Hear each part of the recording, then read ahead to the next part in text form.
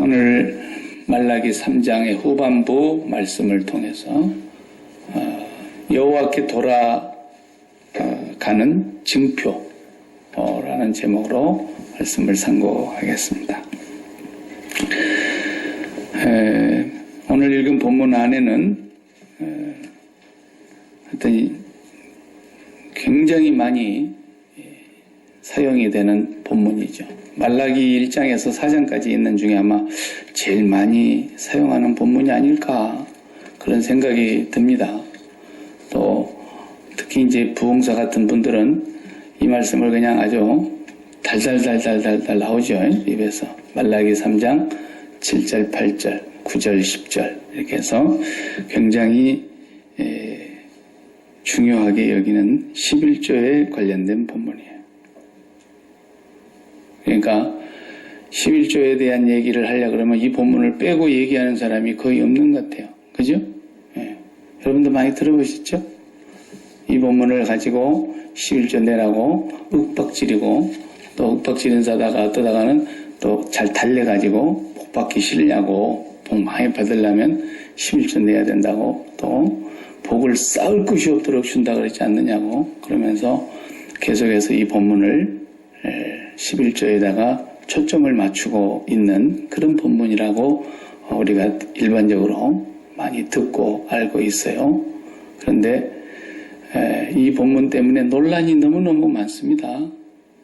간단하게 해석하고 넘어갈 수 있는 본문이 아니고 이건 성경 공부 시간을 통해서 좀 더 자세하게 성경에서 전체적인 의미를 우리가 찾아내야 되겠지만 말라기 딱 3장 8절, 9절, 10절 요 말씀을 가지고 11조에 대한 얘기를 하려고 그러면 조금 인색하고 모자라요. 왜 그러냐면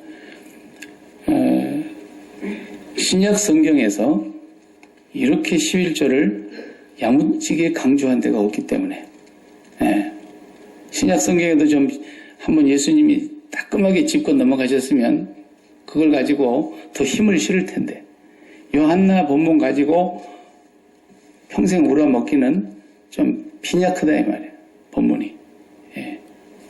그리고 몇 년 전에 한국에서 있었던 얘기인데 교인의 자격이 있어요. 우리 헌법에 보면은 교인의 자격, 교인을 원입교인, 세례교인 이렇게 구분하잖아요. 또 우리 장로교 같은 데는 유아세례교인도 구분을 하는데 교인을 분류해놓고 그 자격을 얘기할 때 누가 교인이냐 그런 데 있어서 어느 교회가 이제 교회의 그 constitution, 교회의 헌법을 이제 제정하게 됐어요. 굉장히 큰 교회요. 서초구에 있는 S교회인데 근데 뭐 모르는 사람은 모르죠. 아는 사람은 알죠. 한 2천억을 들여서 지었다 그러죠. 건물을. 여기다가. 하여튼 빚을 다 못 갚았으니까 그렇게 했을 것이다 하는 생각이 드는데 교인의 자격에다가 뭘 집어넣느냐면 11조를 하지 않고 한 가지 이상 봉사를 하지 않는 사람은 교인의 자격에 제한을 두겠다. 이게 이제 그 교회의 헌법에 한 조항이 들어가게 됐고 그걸 가지고 전체 교회에게 공동회의에서 투표를 하려고 했어요. 그러자 이제 그것이 세간에 알려져 가지고 세상에서 엄청난 논란과 비난과 그걸로 인해서 얼마나 교회가 참 어려움을 당했는지 몰라요. 제가 볼 때는 정말 해서는 안 될 일을 한 거예요. 어떻게 교회에 나오는 사람들에게 교인의 자격을 11조하고 봉사 한 가지씩 해야 된다. 이렇게 했으면 그러면 이제 그것이 모든 사람에게 모든 환경과 모든 조건 속에서 합당해야 돼요. 어떤 사람에게든지 합당해야 돼요. 그러면 누가 그걸 말할 수가 없어요. 다 보세요. 예수를 믿음으로 구원을 받는다는 말을 우리가 귀에 못이 박히도록 들었어요. 자, 예수를 믿음으로 구원을 받지 행함으로 구원받을 수 없다라고 하는 말을 예수 믿고 교회 나오기 시작한 이래 수천 번 혹은 수만 번을 들었을 텐데 예수 믿음으로 구원을 받았다고 하는 것은 모든 사람에게 모든 시대에 누구에게든지 적용이 되는 거예요. 돈 없는 사람한테도 적용이 돼요. 아, 나는 돈이 없어서 예수 못 믿겠어요. 그렇게 말해도 그 사람이 핑계를 댈 수가 없어요. 누가 돈 내고 예수 믿으라 그랬냐 말이에요. 값없이 와서 포도주와 젖을 사라 그랬고, 예? 믿으면 구원받는다 그랬지 돈 내면 구원받는단 말이 어디 있냐 성경에. 그러니까 모든 시대를 통틀어서 누구에게나 동일하게 적용이 돼야 된다니까요. 일단. 예. 그런데 11조를 내야 된다. 그걸 가지고 계속해서 이렇게 쪼아대니까 그게 이제 논란의 여지가 많은 거예요. 자, 왜 논란의 여지가 생기는가 잘 들어봐요. 어디까지나 구약이에요. 예수님 오시기 전에 말라기 선지자, 마지막 선지자고, 특히 이 이후로는 하나님께서 선지자를 세례 요한이 출현할 때까지는 안 보내셨기 때문에 세례 요한 오기 전에 말라기를 하나님께서 나의 사자라 그러면서 마지막 구약에 보낸 선지자였어요. 그리고 이 말라기에서 예수님에 대한 얘기가 굉장히 많이 나와요. 세례 요한 얘기도 나오지만 예수님에 대한 얘기가 더 많이 나옵니다. 그리고 이제 앞으로 선지자 없이 세례 요한이 출현과 동시에 메시아가 올 텐데 그 메시아를 받아들이려면 준비해야 되는 거예요. 만약에 잘못 준비하면 이 메시아를 못 받아들이는 거예요, 결국은. 그리고 구원받는다고 큰 소리 치던 사람들이 다 멸망에 빠게 새겼는 거죠. 그러니까 하나님께서 이제 예수님 보내시기 전에 말라기 선지자를 통해서 예수님의 얘기를 더 많이 하고 계시는 거거든요. 사실로. 네. 그러니까 구약의 말씀을 고지것대로 지켜야 된다라고 이렇게 한 구절을 뽑아가지고 계속 밀어붙이려고 할 것 같으면 무슨 오류가 돼버리냐면 6월절 지켜야 된다 그 말 쉽게 말하면. 왜 6월절은 대대로 지킬 너희와 나 사이의 언약이라 그래놓고 6월절 얘기는 안 하나 이거야. 6월절도 지켜야죠. 그 다음에 왜 77절 안 지키냐는 거예요. 우리 교회도 77절 안 지키죠. 왜 초막절 안 지키냐는 거예요. 그거 반드시 지켜야 되는 건데. 그럼 왜 안 지키는지 우리가 알죠? 예수님은 6월절에 어린 양이 되셔서 6월절은 구약의 6월절은 그림자고 신약에 오신 예수 그리스도는 하나님의 어린 양으로서 6월절 구약의 어린 양의 실체 아닙니까? 그러니까 예수님 오셔서 우리를 출세상시키셨단 말이에요. 이제 출애굽을 했던 그 6월절 어린 양처럼. 그러니까 예수님을 통해서 완성됐잖아요. 그래서 우리가 6월절 지키지 않는 거예요. 지금도 6월절 지키라고 하는 그런 교회가 있어요. 안상홍, 정인애 같은 사람들 들어보세요. 이런 사람들 그래서 이단이 되는 거예요. 안식일을 계속 지켜야 된다고 지금 얘기하는 그 사람들은 참 웃기는 사람들이에요. 우리 일반 개신교라고 하는 교회에서 11조를 이 본문만 가지고 계속 밀어붙이고 있는 얘기나 저 안식일 교인들이 안식일 본문 하나 뽑아가지고 계속 안식일 지켜야 한다고 밀어붙이는 거나 똑같잖아요. 그럴 왜 우리가 안식일을 안 지켜요? 우리에게는 안식일의 주인이신 그분이 오셔가지고 참 안식을 주셨기 때문에 그분이 십자가에 죽으시고 부활하셔서 우리는 주님이 부활하신 그 안식일의 주인이신 그분의 날을 지키면서 이제는 어느 한 날이 특별히 중요한 게 아니에요. 사도 바울이 골로새서에서 그런 말씀했잖아요. 이 날이 저날보다 더 중요하고 그런 게 아니고 우리는 날마다 안식이에요. 날마다 그리스도 안에 있기 때문에. 네. 그래서 어느 한 날에 예배 드리는 것이 더 중요한 것이 아니고 우리가 주일날 예배를 못 드리는 평생에 못 드리는 사람이 있을 수 있어요. 직업상. 어쩌다가 우리가 지키는 주일날 공휴일이 돼가지고 자기 비번이 돼가지고 그날은 교회 나갈 수 있는 날이 될는지 몰라도 자기 직업의 생리상 주일을 못 지키는 사람들은 뭐 월요일날 지킬 수도 있고 화요일날 지킬 수도 있고 그렇단 말이에요. 그래서 직장 안에 신호회라는 게 있지 않습니까? 교회를 도무지 나오려고 해도 이 사람들은 붙들려 있기 때문에 네.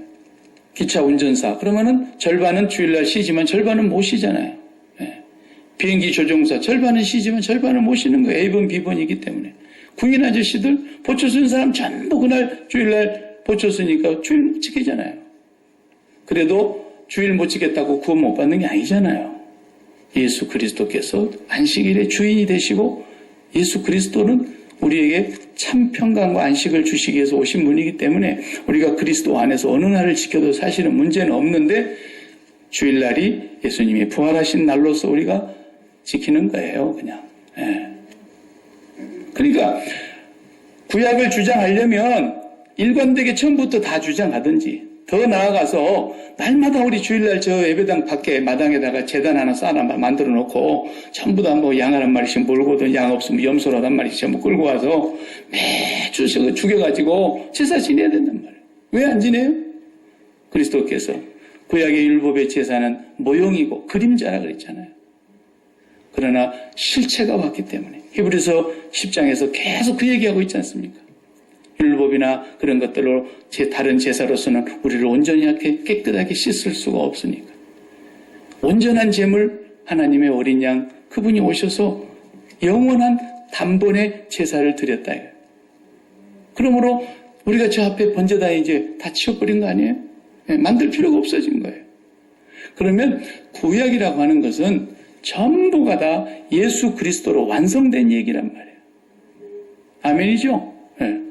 구약은 예수 그리스도가 오실 것을 말씀하셨는데 이미 오셨고 가셨으니까 다시 오실 그분을 기다리고 계시는 우리들의 입장에서는 구약이 완성됐단 말이에요. 내가 구약을 없애버리려고 온 것이 아니라 그걸 완전케 하려고 왔단 말이에요. 주님이. 그러면 말라기까지를 전부 뭘로 해석을 해야 돼요? 예수 그리스도로 해석을 해야 되는 거예요. 예수 그리스도로 완성된 것을 해석해내지 못하면 성경을 잘못 보고 있는 거예요. 아무리 그 사람이 뭐 성경을 처음 보면 뭐 읽었든 말았든 예수 그리스도와 그분이 구약의 주인공이며 예수 그리스도가 오심으로 이것이 완성됐다고 하는 사실을 확실히 믿는 사람들이 오늘 우리들이에요. 그러니까 한번 찾아보세요. 요한복음 5장을 보시겠어요? 신약성경을 펴놓고 한번 봐세요. 요한복음 5장 46절에 마지막 부분이에요. 5장 끝부분에 제가 45절을 읽을게요. 여러분 46절을 읽어보세요. 내가 너희를 아버지께 고발할까 생각하지 말라. 고발을 하면 이제 재판을 받아야 되는 거 아니에요? 그러면 아버지께 내가 고발할까 생각하지 말라. 너희를 고발하는 이가 있으니 누구예요? 곧 너희가 바라는 자 모세니라. 모세가 너희들을 고발할 거다. 고소할 거라는 거예요. 왜? 46절 다 같이. 모세를 믿었더라면 또 나를 믿었으리니 이는 그가 내게 대하여 기록하였음이라. 더 이상 이보다도 정확한 성경 해석이 필요할까요? 다른 분더더기를 설명을 할 필요가 없잖아요. 유대인들이 최고 중요한 성경이 뭐예요? 토라예요. 토라. 모세의 오경 5권. 그 5권을 가장 중요하게 여기는 거죠. 물론 그 외에도 우리가 여호수아부터서 역사서가 있죠. 그 다음에 욥시편, 잠언, 전도, 아가서와 같은 그런 문학도 있죠. 시문서가 있죠. 그러니까 이런 것도 중요하게 여기지만 그 중에서도 1번으로 성경 중에 성경으로 치는 사람들은 모세 오경을 유대인들이 제일 중요하게 여긴 거예요. 나머지는 모세 오경에 대한 해석 정도로 본 거예요. 네. 그러니까 모세 오경이 모세가 누구를 썼다는 거예요. 아니 너희가 모세를 믿니? 너희의 조상 가운데 위대한 선지자 한 분이 계셨지? 너희를 애굽 땅에서 인도해낸 선지자 말이야. 그 모세를 너희가 믿는 것 같은데 모세를 믿었다면 나를 믿어야지. 왜? 너희가 들고 있는 모세 오경은 다 나를 위한 얘기. 나 얘기야 나 얘기. 예수님이 그렇게 설명했다. 어떤 신학자든 어떤 목사든 어떤 평신도든 상관없이 구약을 읽으면서 거기서 예수 그리스도를 통해서 완성된 사건을 보지 못하면 구약을 잘못 보고 아직 안 열린 거예요. 그러니까 47절에 그러나 그의 길도 믿지 아니하거든. 예수님이 그런 거예요. 바리새인들에게 유대인들에게 너희들은 모세의 그 책을 그렇게 중요하게 여기면서도 모세의 길도 믿지 않지 그랬어요. 내가 보니까 너희들 모세의 글을 안 믿는 거야. 그러니 내 말을 어찌 믿을 수 있겠느냐 그렇단 말이에요. 모세의 글을 제대로 믿는 사람이라면 나를 믿어야 된다. 모세가 한 말은 전부 나에 대한 얘기였다. 이런 얘기 못 알아들어요. 하나님의 복음의 말씀이 들리는 것이 굉장한 영광스러운 복이에요. 엄청난 축복이라고요. 아무한테나 들리는 게 아니에요. 요한복음 8장을 또 펴보실래요? 계속 예수님이 요한복음은 유대인들하고 이렇게 대화를 하시면서 굉장히 악유가 많았어요. 논쟁이 굉장히 많았어요. 요한복음 8장에도 저 뒷부분으로 가서 45절 보세요. 45절에 제가 43절을 읽을게요. 어찌하여 내 말을 깨닫지 못하느냐. 못 알아들어요. 예수님 말하니까. 이는 내 말을 들을 줄을 알지 못하는. 못 알아들어. 예수님이 갑자기 외국어를 써서 못 알아듣는 게 아니에요. 아무리 말해도 못 알아들어요. 왜 못 알아들을까요? 44절에 너희는 너희 아비 마귀에게서 났으니 너희 아비의 욕심대로 너희도 행하고자 하느니라. 그는 처음부터 살인한 자여 진리가 그 속에 없으므로 진리에 서지 못하고 거짓말할 때마다 제 것으로 말하나니 이는 그가 거짓말쟁이요 거짓의 아비가 되었습니다. 다 같이 내가 진리를 말함으로 너희가 나를 믿지 아니하는도다. 얼마나 답답하시겠어요. 주님이 오셔서 진리를 말씀하시는데 믿지를 않아요. 받아들이질 않아요. 깨닫지도 못해요. 54절도 넘어가 보세요. 뒤로 8장 54절 같은 장에 예수께서 대답하시되 내가 내게 영광을 돌리면 내 영광이 아무것도 아니거니와 내게 영광을 돌리시는 이는 내 아버지시니 곧 너희가 너희 하나님이라 칭하는 그이시라. 너희는 그를 알지 못하되 나는 아노니. 유대인들이 하나님을 제일 잘하는 민족 아닙니까? 그런데 예수님 뭐라 그래요? 너희는 하나님을 알지 못한다. 나는 아노니 만일 내가 알지 못한다 하면 나도 너희같이 거짓말쟁이가 되리라. 나는 그를 알고 그의 말씀을 지키노라. 56절 너희 조상 아브라함은 나의 때 볼 것을 즐거워하다가 보고 기뻐하였느니라. 와, 이 말은 정말 알아듣기 너무 어렵죠? 그죠? 그러니까 유대인들이 뭐라 했어요? 읽어봐요. 57절에 유대인들이 이르되 네가 아직 50세도 못 되었는데 아브라함을 봤느냐? 그랬어요. 자, 예수님 뭐라 하십니까? 예수께서 이르시되 진실로 진실로 너에게 이르노니 아브라함이 나기 전부터 내가 있느니라 하시니. 못 알아듣죠? 못 알아듣는 정도가 아니죠? 얼마나 분을 냈는지 그들이 돌을 들어 치려하거늘 예수께서 숨어 성전에서 나가시니라 그랬어요. 보세요. 절대로 예수님의 복음을 아무나 알아듣는 게 아니에요. 진리를 말하는데 못 알아들어. 그렇다고 내가 딴 나라 말했어요? 아니에요. 예수님께서 유대인들에게 이상한 말했어요? 아니에요. 진리를 말했어요. 모세의 얘기 그것을 너희도 믿지 않고 모세도 믿는다 그러면서 모세도 안 믿는 거야. 모세를 믿었다면 나를 믿었지. 예수님은 그렇게 지금 말씀하시는 거예요. 자, 보세요. 말라기로 돌아가서 보면 말라기도 똑같은 현상이 일어나고 있는 거예요. 자, 말라기 1장 2절을 우리가 다시 한번 더듬어 봐요. 말라기 1장 2절. 여호와께서 이르시되 내가 너희를 사랑하였노라 하나. 그랬죠? 하나님이 내가 너희들을 사랑한다 그러는데 이스라엘 백성들은 뭐라 그래요?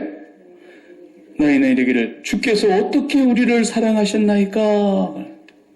아니 우리를 사랑한다고요? 보세요. 이게 지금 대화가 됩니까 안 됩니까?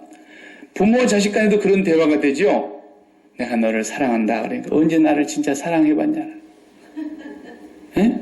언제 내 형편, 내 입장 한번 돼서 내가 원하는 거 들어준 적이 있냐? 이렇게 따지는 거예요. 에.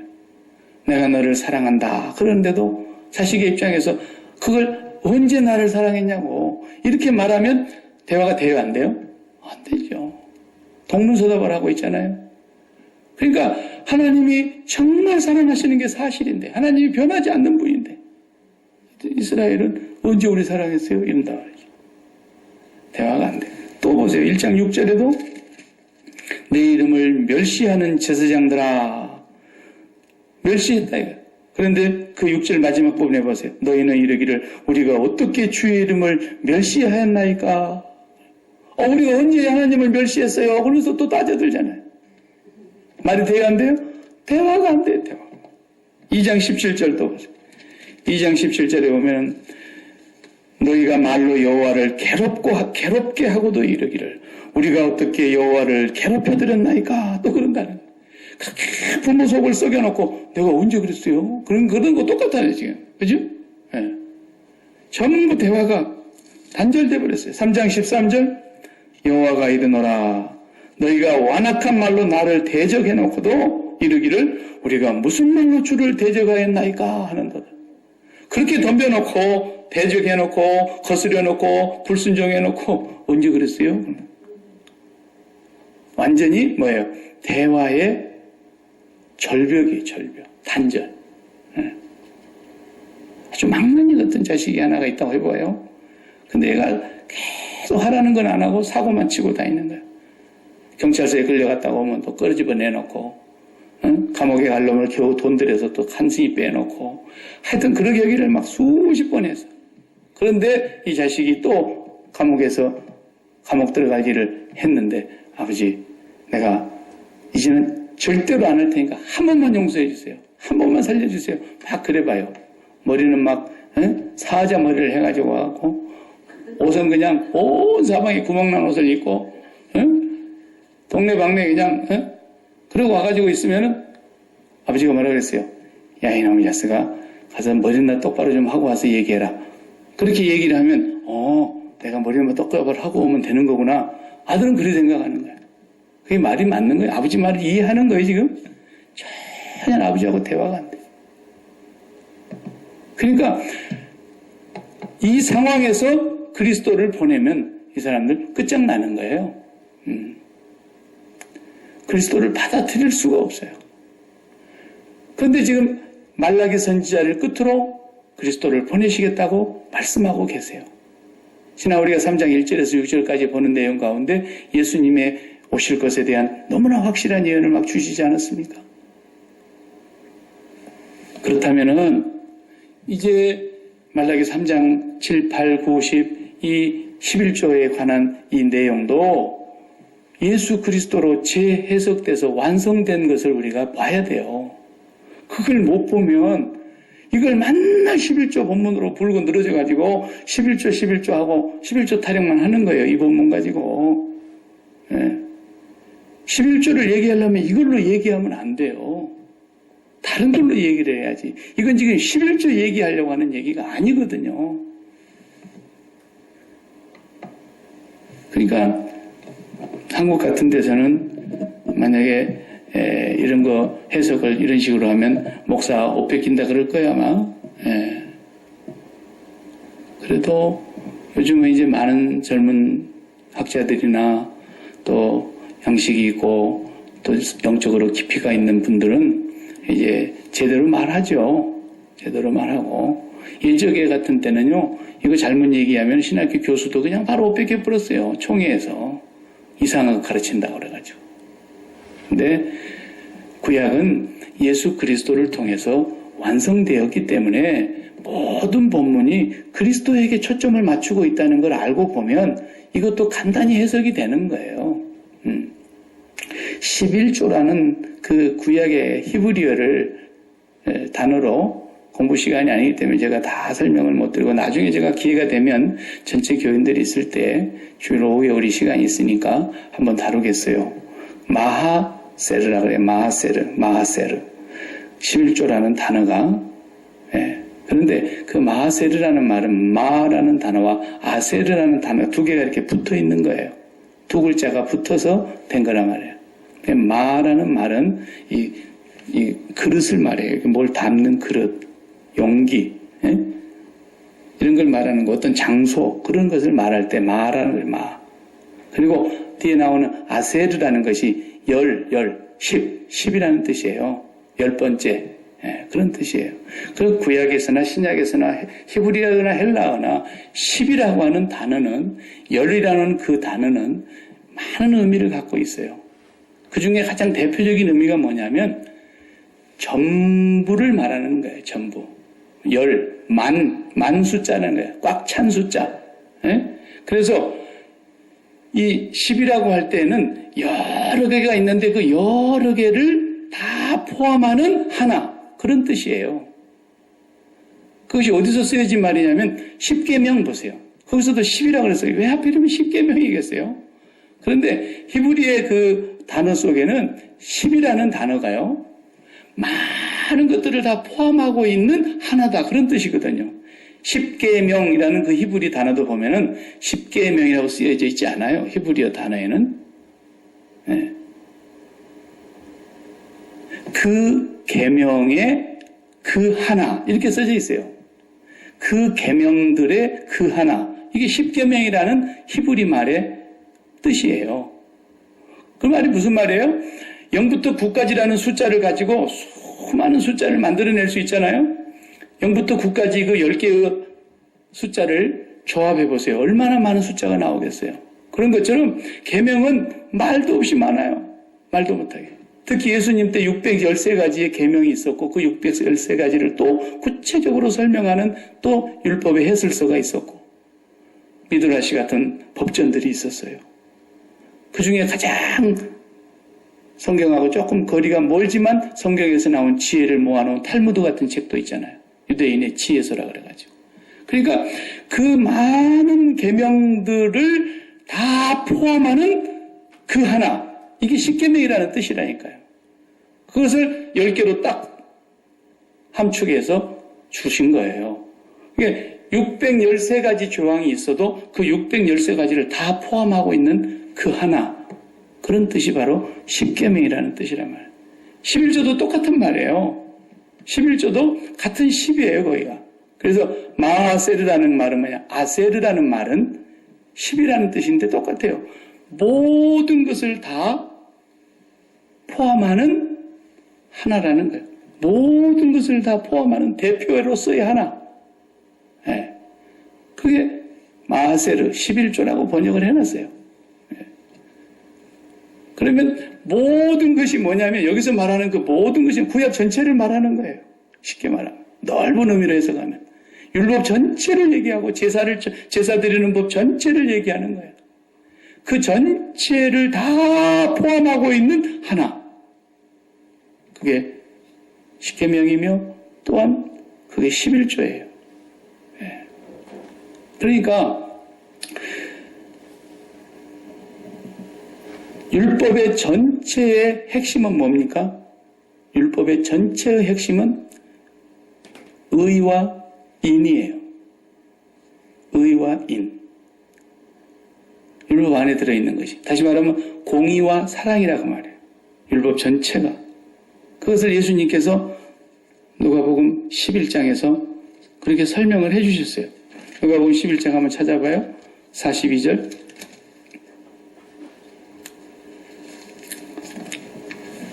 누가복음 11장 42절에 이렇게 말씀했어요. 화 있을진저 너희 바리새인들이여. 좋은 말로 안 하셨네요. 저주받을 것들이여. 그 말이죠. 화 있을진저 너희 바리새인들이여. 11장 42절에 너희가 박하와 운향과 모든 채소의 11조는 들이되 공의와 하나님께 대한 사랑은 버리는도다. 사실은요, 이 바리새인들이 드리는 박하와 온향과 모든 채소의 11조는 율법에 없는 거예요.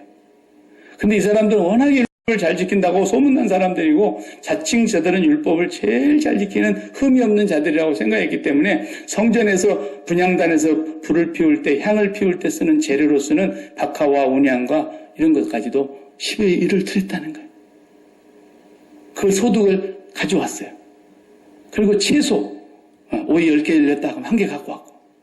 쉽게 말하면 이렇게 철저하게 지켰다. 그런데 이것은 뭐예요? 없는 율법까지 만들어가면서 이렇게 철저하게 지키는 모든 율법은 뭐예요? 그림자라니까요. 이건 참 형상이 아니에요. 그림자예요. 그리고 장차 올 좋은 일의 모형이에요. 모형. 날마다 드리는 제사가 아닌 영원히 단번으로 끝나는 제사의 모형이란 말이에요. 전부가 다. 율법과 제사가. 그러니까 이 모든 것을 다 포함하는 내용이 속 알맹이는 뭐예요? 하나님의 공의와 하나님의 사랑이란 말이죠. 그것이 어디서 나타납니까? 십자가에서 죄값을 당하시는 예수 그리스도의 죽음은 하나님의 공의가 나타나고 있는 것이고, 그 십자가에서 죽으신 예수 그리스도의 피 흘려 죽으심 때문에 우리에게는 하나님의 무궁한 용서와 자비와 긍휼이 이루어지고 있는, 십자가 안에 공의와 사랑이 담겨져 있는 모든 율법을 완성시키신 분이란 말이에요. 모든 율법을. 그러니까 모든 것을, 완전한 것을, 최고의 것을 담고 있는 그 대표로서의 하나, 그런 뜻이에요. 11조라는 말이. 그렇기 때문에 그 누구를 얘기하려고 그러는 거예요? 예수 그리스도를 얘기하려고 그러는 거예요. 예수 그리스도께서는 구약시대에 날마다 드리는 제사, 그 유월절 어린 양 같은 날마다 드리는 제사, 그 제사가 아닌, 그 모형이 아닌, 그 그림자가 아닌 실체로서 하나님이 준비하신 어린 양으로서 구약의 모든 어린 양을 대표하는 것이고, 세상의 모든 인류를 대표하는 것이고, 모든 것을 다 담고 있는 분이 예수님 아닙니까? 그 예수님 안에 하나님의 공의와 하나님의 사랑이 다 들어있어요. 그래서 예수 그리스도를 담는 것, 이것이 11조예요. 네. 그래 결국은 너희가 돌아오라 그러니까 이 사람도 헷갈리는 거예요. 우리가 날마다 왔는데 한 번도 아버지 떠난 적이 없고, 날마다 예배 드리러 왔고, 절기마다 예배 드리러 왔고, 계속해서 제사 드렸는데 우리를 보고 어디로 돌아오라 그럽니까? 어떻게 돌아간단 말입니까? 라고 묻는 거예요. 그러니까 그것은 11조와 헌물이라 그랬어요. 11조와 헌물이라는 말이 그 11조를 얘기하고 있는 거, 돈을 얘기하고 있는 게 아니잖아요. 너희가 이제 장차 보낼 예수 그리스도께서 완성하실 거기로 돌아오라는 말이 슈브, 회개하라는 말이거든요. 회개하라는 말. 회개하라. 세례 요한이 와서 첫 번째 돌아오라 그런 거야. 슈브, 회개하라. 메타노이아, 헬란 말로는 돌아오라는 거예요.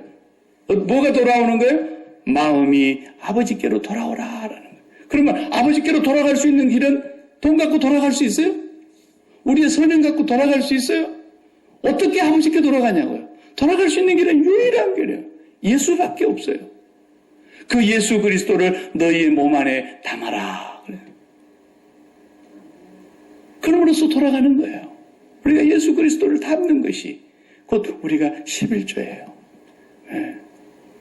그래서 정말로 구약의 모든 말씀들 어디를 봐도 예수 그리스도를 증거하고 있는 복음의 그림자들이에요.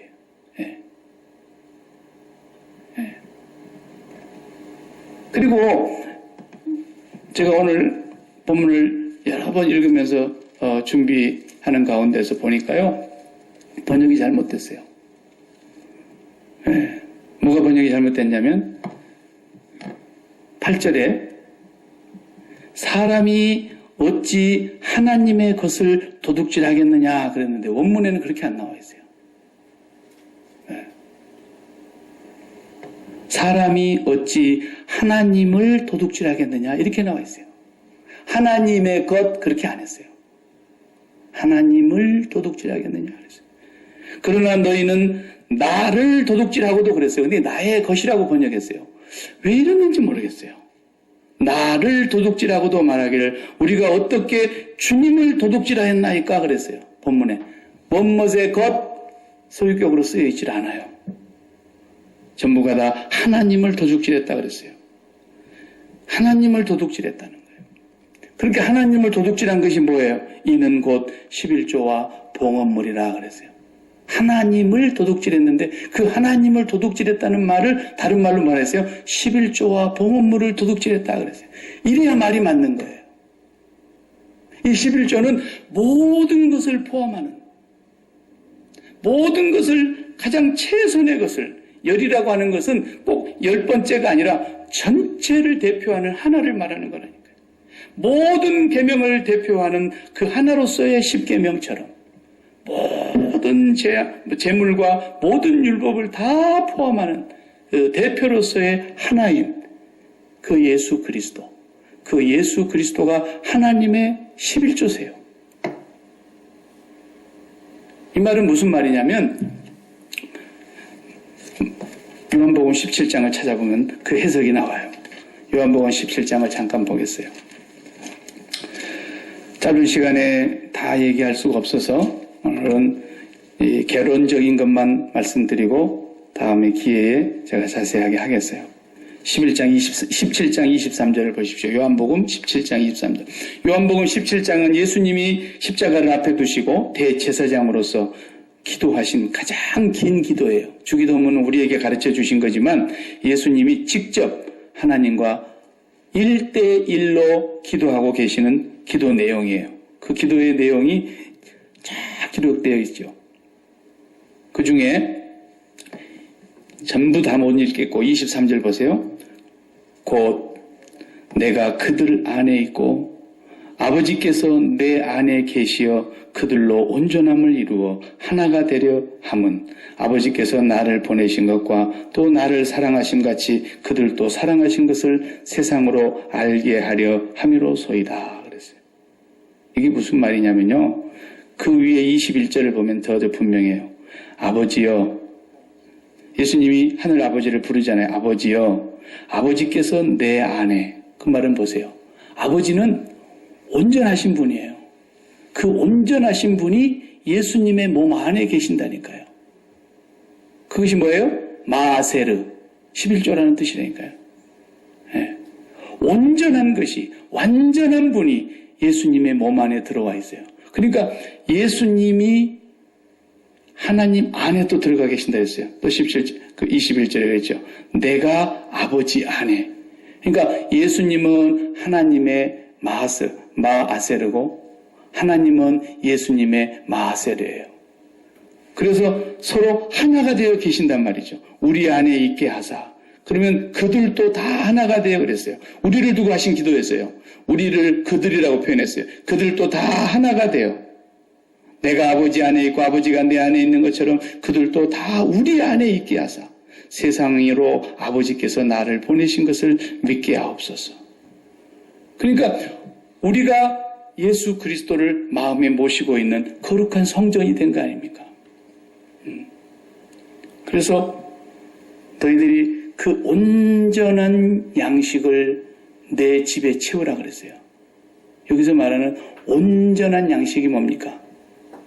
참 생명 양식을 말하는 거예요. 참 생명 양식, 참 생명의 떡이신 예수 그리스도를 나의 성전에, 나의 집에 채우라. 성전이 어디예요? 우리 몸이에요. 예수 그리스도를 통해서 완성하신 우리 몸이 성령의 전이라고요. 그래서 우리가 예수 그리스도를 마음에 모시고 사는 사람들이 됐고, 예수 그리스도를 마음에 모신 사람이라면 아버지가 예수님 안에, 예수님이 아버지 안에 있는 것처럼 우리도 그분들 안에 있다란 말이에요. 그래서 우리가 그분과 온전히 하나를 이루게 해달라고 기도하고 있는 거예요. 그래서 그렇기 때문에 우리가 아버지께로 돌아가는 겁니다. 아버지께로 돌아가는 완성이 거기에요. 아버지가 예수 안에, 예수가 아버지 안에 계신 것처럼 우리들도 그분 안에 거하게 하사. 이 모든 것이 다 11조가 완성되는 거예요. 11조가 완성되는 거예요.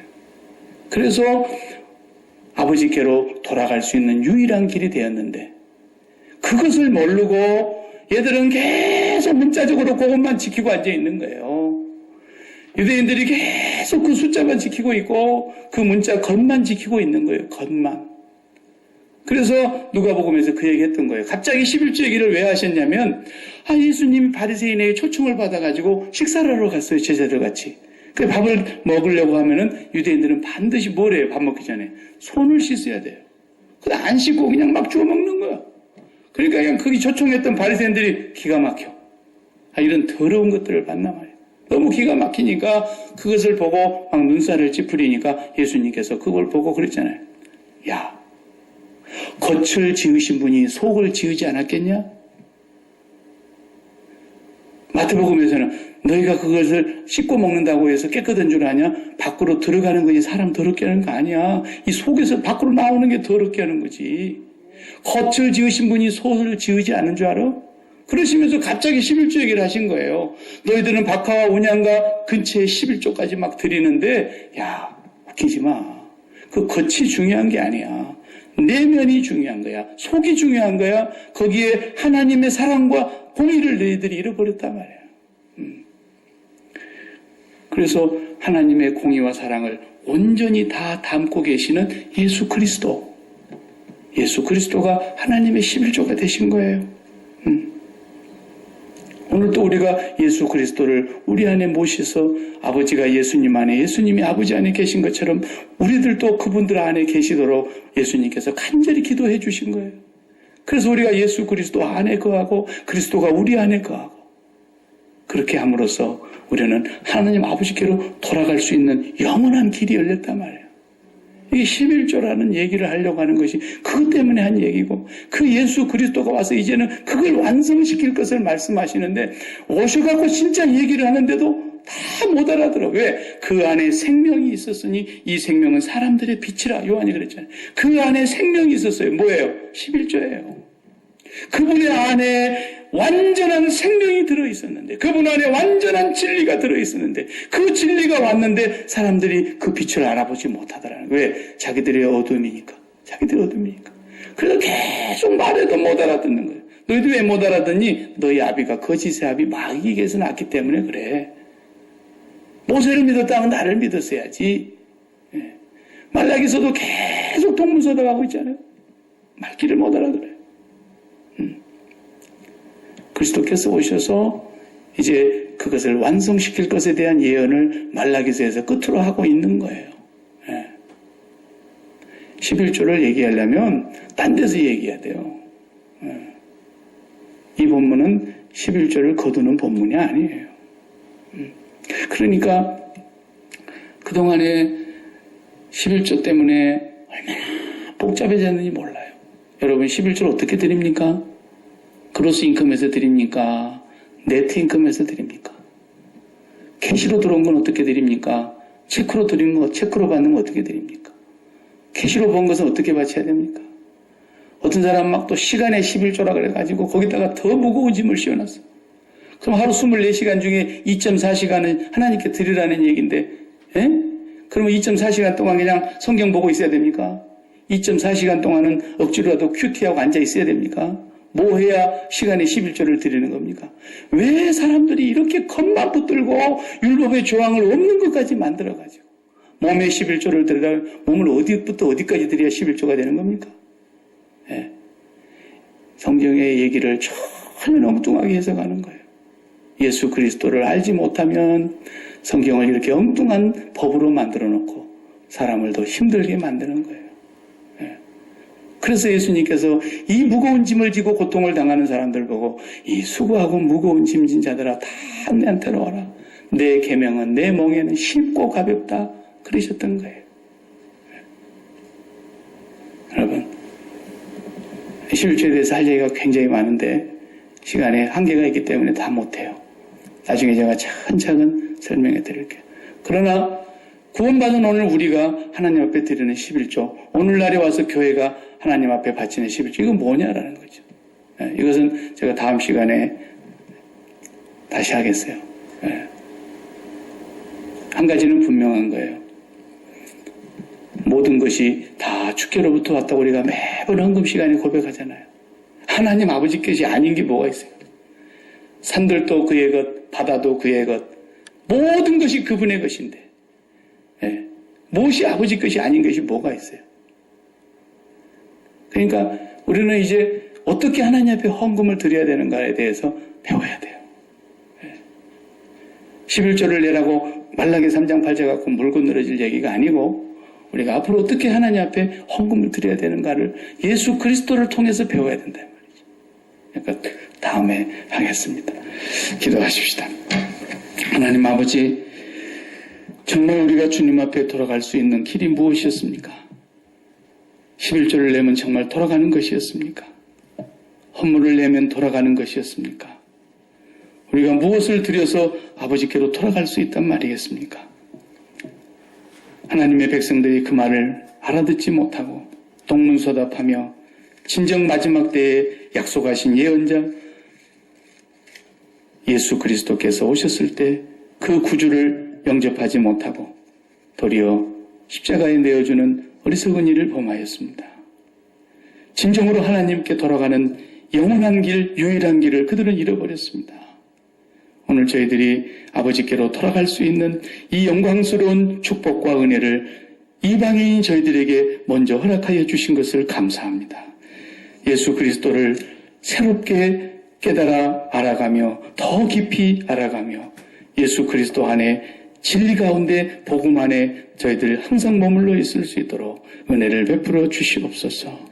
날마다 예수 그리스도를 양식으로 삼고 예수 그리스도를 잊어버리지 아니하고 십자가를 생활화하며 예수 그리스도를 우리의 몸에 모시고 살아가는 거룩한 하나님의 11조들이 되게 하여 주시옵소서. 예수님의 이름으로 기도하옵나이다. 아멘.